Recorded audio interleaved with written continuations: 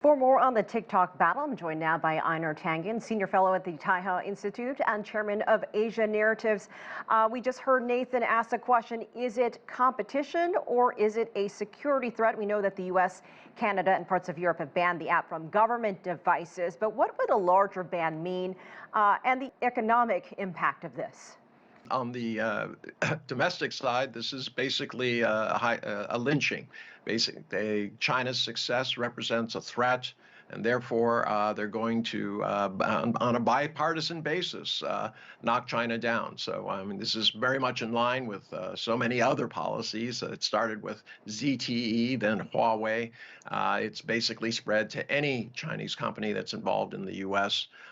They have this set that it's a sense that it's a threat, although they will not produce any hard evidence. And quite frankly, all the other platforms gather as much or more, especially Google. But not much is happening there, as we can see. Right. You know, the same complaint. How do you compare this to Facebook, Twitter, Instagram? We know that TikTok CEO is scheduled to speak before U.S. lawmakers on Capitol Hill next week. You mentioned this bipartisan agreement.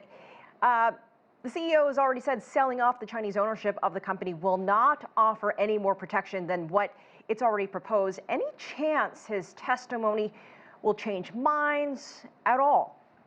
I would say that it's about 1%. Right now, the mood in Washington is to find scapegoats for a lot of issues that are, the U.S. is suffering domestically, whether it's train derailments, the bank crisis, you name it, loss of competitiveness, polarization, these ongoing political wars and investigations by both sides of the aisle against the other when they're in power. It is much easier to unite around, quote, a common enemy, even if it isn't necessarily an enemy. You just need a scapegoat at this time. Washington is a toxic place at this point, and they're just looking for fall guys.